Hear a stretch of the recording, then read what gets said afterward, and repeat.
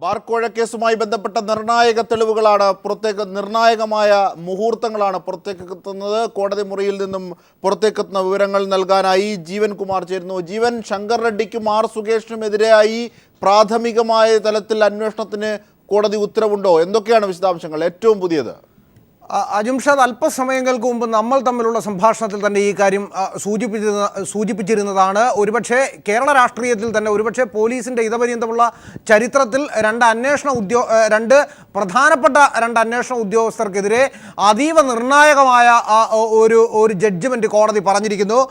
ശങ്കർ റെഡ്ഡിക്കും സുകേഷിനുമെതിരായി പ്രാഥമികമായ അന്വേഷണം നടത്തുന്നതിനായി തിരുവനന്തപുരം വിജിലൻസ് കോടതി ഉത്തരവിട്ടിരിക്കുന്നു. 45 ദിവസത്തിനകം ഇതിൻ്റെ റിപ്പോർട്ട് സമർപ്പിക്കണമെന്നാണ് കോടതി ഉത്തരവിട്ടിരിക്കുന്നത്. ശങ്കർ റെഡ്ഡി സുകേഷിൻ്റെ കേസ് ഡയറിയിൽ ഇടപെട്ടുകൊണ്ട് കേസന്വേഷണം അട്ടിമറിച്ചു എന്നതായിരുന്നു ഇതിൽ പ്രധാനമായും ഉണ്ടായിരുന്നൊരു വാദം. ആ വാദം കോടതി പ്രഥമ ദൃഷ്ട്യാ അംഗീകരിച്ചിരിക്കുന്നു.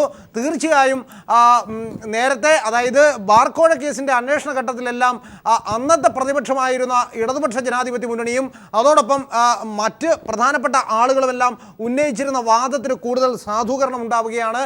കാരണം KM മാണിക്കെതിരെ തെളിവുകളുണ്ട് എന്ന SP ആർ സുകേഷിൻ്റെ ഫാക്ച്വൽ റിപ്പോർട്ടിനെ മറികടക്കുന്നതിന് വേണ്ടി, കേസ് റഫർ ചെയ്ത് എഴുതി തള്ളുന്നതിന് വേണ്ടി ശങ്കർ റെഡ്ഡി കേസിൽ ഇടപെട്ടിരിക്കുന്നതായി കോടതിയുടെ നിഗമനം തന്നെയാണ് ഇത് എന്ന് നമുക്ക് അസന്നിഗ്ധമായി പറയാനാവും. എന്തായാലും സംസ്ഥാന DGPയുടെ റാങ്കിലിരിക്കുന്ന ശങ്കർ റെഡ്ഡിക്കെതിരായ ഒരു അന്വേഷണം തീർച്ചയായും അത് ഒരു നാളിതുവരെയുള്ള ചരിത്രത്തിൽ ഒരുപക്ഷെ കുറേ നാളുകൾക്ക് ശേഷം മാത്രം സംഭവിച്ചിരിക്കുന്ന ഒരു കാര്യമാണ് എന്ന് പറയേണ്ടതായി വരും. കാരണം SP ആർ സുകേഷിനെതിരായും ശങ്കർ റെഡ്ഡിക്കെതിരായും അന്വേഷണം വരുന്നതോടുകൂടി തന്നെ ഈ കേസ് അട്ടിമറിച്ചതിനെ സംബന്ധിച്ചുള്ള അതിൻ്റെ നൂലാമാലകളിലേക്കും കൂടി കേസ് കടക്കുകയാണ്. അതിന് വിജിലൻസ് കോടതിയിൽ നിന്നും ഇപ്പോൾ അനുവാദവും ഉണ്ടായിരിക്കുന്നു. അതാണ് ജീവൻ. അതായത് KM മാണിയുടെ ഹർജിയുണ്ട് ഹൈക്കോടതിയിൽ. ഈ കേസ് റദ്ദാക്കണം, ഇതുമായി ബന്ധപ്പെട്ട തുടരന്വേഷണം റദ്ദാക്കണം എന്നതുമായി ബന്ധപ്പെട്ട് ഈ നിർണായകമായ ഘട്ടത്തിൽ കൂടിയാണ് കോടതിയുടെ ഈ ഉത്തരവ് പുറത്തെത്തുന്നത് എന്നുള്ളത് വളരെ ചർച്ച ചെയ്യപ്പെടേണ്ടതാണ്. ശങ്കർ റെഡ്ഡിയും SP ആർ സുകേഷിനും ഇതിൽ ഇടപെടലുകൾ നടത്തിയിരിക്കുന്നു എന്നത് കേവലം രാഷ്ട്രീയമായ ആരോപണമല്ല, മറിച്ച് വസ്തുതകളുടെ അടിസ്ഥാനത്തിലുള്ളതാണ് എന്നുകൂടി കോടതിയുടെ ഉത്തരവിൽ നിന്ന് വായിച്ചെടുക്കാമോ? അങ്ങനെയാണെങ്കിൽ ഞാൻ ആത്മഹത്യയിലേക്ക് നയിക്കുന്നതിൻ്റെ സമ്മർദ്ദത്തിലാണെന്ന് ആദ്യം സുകേഷൻ പറയുകയും സുകേഷിൻ്റെ ആദ്യ റിപ്പോർട്ടിന് ഘടകവിരുദ്ധമായി രണ്ടാമത്തെ റിപ്പോർട്ട് എത്തുകയും ഇത് സൃഷ്ടിച്ച വൈരുദ്ധ്യം കേരള രാഷ്ട്രീയം വലുതായി ചർച്ച ചെയ്യുകയും ചെയ്തതൊക്കെ ഇവിടേക്ക് എത്തുന്നു. ജീവൻ, അജുംഷാദ് സൂചിപ്പിച്ചതുപോലെ തന്നെ പീപ്പിൾ TVയോടക്കം SP ആർ സുകേശൻ പറഞ്ഞൊരു കാര്യമുണ്ട്. കേസിൻ്റെ അന്വേഷണ ഘട്ടത്തിൽ താൻ മാനസിക സമ്മർദ്ദം മൂലം ആത്മഹത്യയെപ്പറ്റി പോലും ചിന്തിച്ചിരുന്നു പോയി എന്ന് സുകേശൻ വെളിപ്പെടുത്തിയ ഘട്ടങ്ങളുണ്ടായിരുന്നു. പക്ഷേ അങ്ങനെ വെളിപ്പെടുത്തൽ നടത്തിയ സുകേശൻ പിന്നീട് ഒരു സുപ്രഭാതത്തിൽ KM മാണിയെ വിശുദ്ധനായി പ്രഖ്യാപിക്കുന്ന നിലപാടുകൾ പ്രഖ്യാപിക്കുന്നതാണ് നമ്മളെല്ലാവരും കണ്ടത്. അന്ന് തന്നെ ഈ കേസിൽ എന്താണ് സുകേഷിന് സംഭവിച്ചത് എന്നതിനെ സംബന്ധിച്ചുള്ള ആശങ്ക പൊതുസമൂഹത്തിൻ്റെ ഭാഗത്ത് നിന്ന്, മാധ്യമങ്ങളുടെ ഭാഗത്ത് നിന്ന് ഉയർന്നു വന്നിരുന്നു. അന്നായിരുന്നു ADGP റാങ്കിലുണ്ടായിരുന്ന പോലീസ് അഡീഷണൽ ഡയറക്ടറുടെ റാങ്കിലുണ്ടായിരുന്ന ശങ്കർ റെഡ്ഡിയെ വിജിലൻസ് ഡയറക്ടറാക്കിക്കൊണ്ട് അന്നത്തെ UDF സർക്കാർ വിജിലൻസിൻ്റെ തലപ്പത്തേക്ക് നിയമിക്കുന്നത്. അതിനുശേഷമാണ് ഈ കേസ് അട്ടിമറിക്കപ്പെട്ടത്. ഒരുപക്ഷെ സുകേഷിനെ സമ്മർദ്ദത്തിൽപ്പെടുത്തുന്നതിന് വേണ്ടി സുകേഷിനും ബാറുടമകളുമായി കേസിൻ്റെ അന്വേഷണത്തിൻ്റെ ഭാഗമായി വിളിച്ച കാര്യങ്ങൾ പോലും സുകേഷിന് സംശയത്തിൻ്റെ നിഴൽ നിർത്തിക്കൊണ്ട് ക്രൈംബ്രാഞ്ച് അന്വേഷണം പ്രഖ്യാപിക്കുന്ന ഘട്ടം പോലും എത്തി. തുടർന്ന് തൻ്റെ പണി പോകുമെന്ന ഘട്ടം എത്തിയപ്പോൾ സുകേഷിനും ശങ്കർ റെഡ്ഡിക്കൊപ്പം നിൽക്കേണ്ടതായി വന്നു. ഈ കേസിൽ ഒരുപക്ഷെ വില്ലനായി അവതരിച്ച ശങ്കർ റെഡ്ഡി ഈ കേസിനെ പൂർണ്ണമായി കുഴിച്ചുമൂടി ഇല്ലാതാക്കുകയായിരുന്നു എന്ന സംശയം അന്ന് മുതൽ ഉണ്ടായിരുന്നു. ആ കേസിനാണ് ഇപ്പോൾ വിജിലൻസ് കോടതിയുടെ ഉത്തരവോടുകൂടി വീണ്ടും ജീവൻ വെക്കുന്നത്.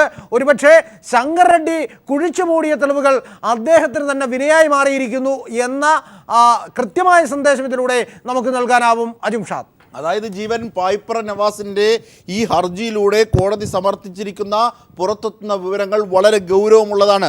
നോക്കൂ ജീവൻ, സുകേഷിൻ്റെ അന്തിമമായി എത്തിയ റിപ്പോർട്ട്, സമർപ്പിക്കപ്പെട്ട റിപ്പോർട്ടുമായി ബന്ധപ്പെട്ട് പീപ്പിൾ TVയാണ് ബാർക്കോഴയുമായി ബന്ധപ്പെട്ട കാര്യങ്ങൾ പുറത്തെത്തിക്കുന്നത്.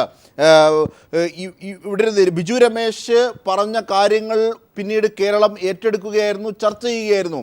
ഒടുവിൽ നിയമപരമായി കൂടി അതിനെ പൂട്ടെത്തുന്നു എന്നുള്ളത് കൂടിയല്ലേ മനസ്സിലാക്കേണ്ടത്. ഒപ്പം ബിജു രമേശ് പറഞ്ഞ ഒരു കാര്യം കൂടി താങ്കളുടെ ശ്രദ്ധയിലേക്ക് വരേണ്ടതുണ്ട്.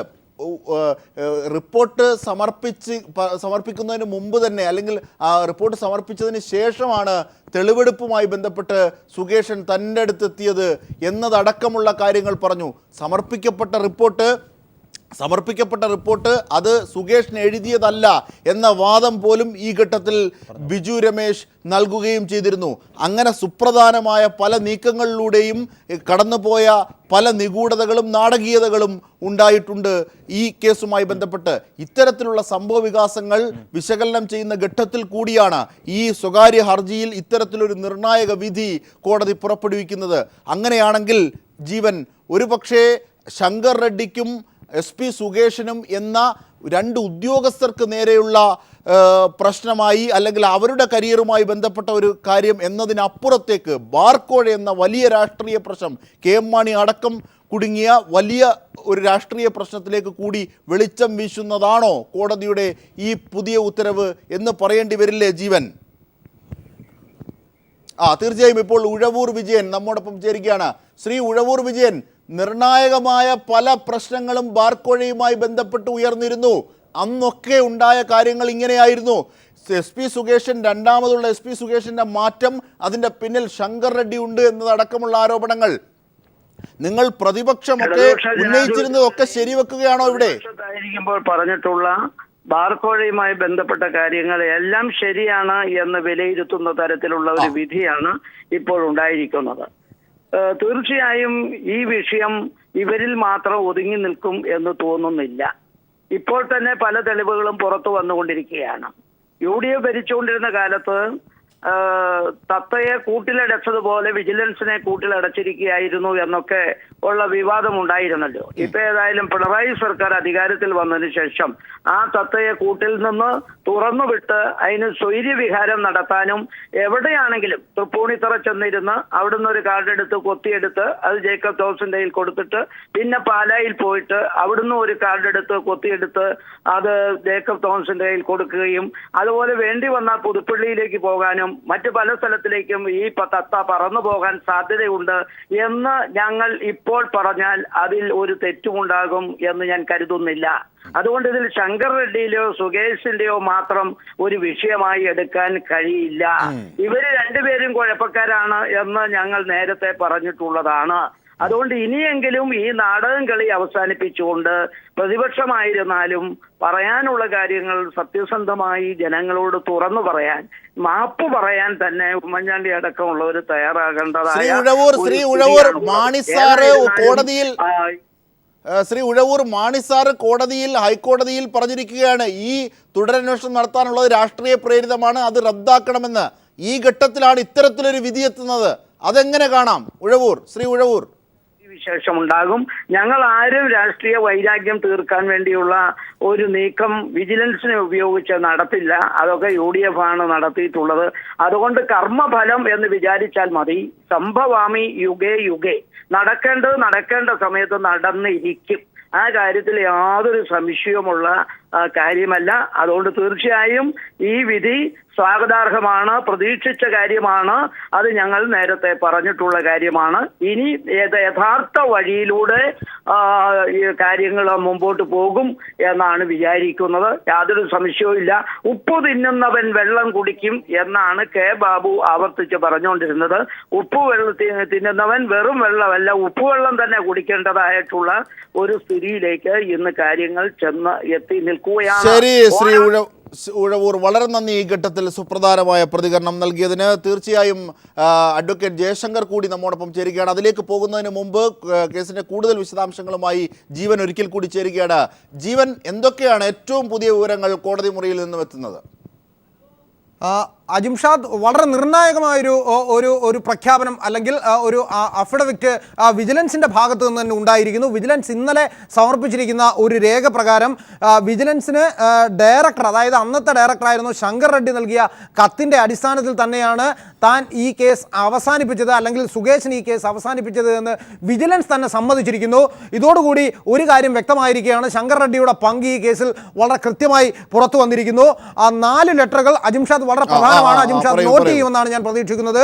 23/3/2015, 26/2/2015, 6/1/2016, 11/1/2016 ഇങ്ങനെ 4 ഡേറ്റുകളിലായി വിജിലൻസ് ഡയറക്ടർ നൽകിയ 4 കത്തുകളാണ് ഈ കേസ് അട്ടിമറിക്കുന്നതിനായി കേസ് അട്ടിമറിക്കുന്നതിന് പ്രധാനമായും ഉണ്ടായിരുന്ന തെളിവ്. ഒപ്പം ഈ കേസിലെ പ്രൈം വിറ്റ്നസ് ആയിരുന്ന അമ്പിളിയെ പരിഗണിക്കേണ്ടതില്ല എന്ന് ശങ്കർ റെഡ്ഡി തീരുമാനമെടുത്തതിനെതിരെയും വിജിലൻസ് കോടതിയുടെ ഉത്തരവിൽ പറയുന്നുണ്ട്. എന്ത് അടിസ്ഥാനത്തിലാണ് ശങ്കർ റെഡ്ഡി ഒരു പ്രൈം വിറ്റ്നസിനെ, കേസിലെ ദൃക്സാക്ഷിയായിരുന്ന പ്രൈം വിറ്റ്നസിനെ പരിഗണിക്കേണ്ടതില്ല എന്ന് ലെറ്റർ കൊടുത്തത്? ഈ 4 ദിവസങ്ങളിലായി നടന്നിട്ടുള്ള വിജിലൻസ് ഡയറക്ടർ താഴേക്ക് കൊടുത്ത കത്താണ് ഈ കേസ് അട്ടിമറിക്കുന്നതിന് ഏറ്റവും പ്രധാനമായിരിക്കുന്നത്. ഇതോടുകൂടി ഒരു കാര്യം വ്യക്തമാകുകയാണ്, ശങ്കർ റെഡ്ഡി അന്വേഷണ ഉദ്യോഗസ്ഥന്റെ കേസ് ഡയറിയിൽ ഇടപെട്ടിരിക്കുന്നു. അന്വേഷണ ഉദ്യോഗസ്ഥന് വിപുലമായ അവകാശാധികാരങ്ങൾ CRPCയിൽ തന്നെ പറയുന്ന ഘട്ടത്തിൽ ഒരുപക്ഷെ അന്വേഷണ ഉദ്യോഗസ്ഥരിൽ ഇടപെടുവാൻ മേലുദ്യോഗസ്ഥർക്ക് അവകാശമില്ല എന്നിരിക്കെ അന്വേഷണ ഉദ്യോഗസ്ഥന്റെ കേസ് ഡയറിയിൽ മുതിർന്ന ഉദ്യോഗസ്ഥൻ അല്ലെങ്കിൽ തന്റെ മേലുദ്യോഗസ്ഥൻ ശങ്കർ റെഡ്ഡി ഇടപെട്ടതായി സമ്മതിച്ചുകൊണ്ട് വിജിലൻസ് തന്നെ കത്ത് നൽകിയിരിക്കുന്ന പശ്ചാത്തലത്തിൽ ശങ്കർ റെഡ്ഡിക്കെതിരായ കുരുക്ക് മുറുകുകയാണ്. തീർച്ചയായും ശങ്കർ റെഡ്ഡിയുടെ നേരെ ആരോപണത്തിന്റെ കുന്തമുന നീളുന്നു.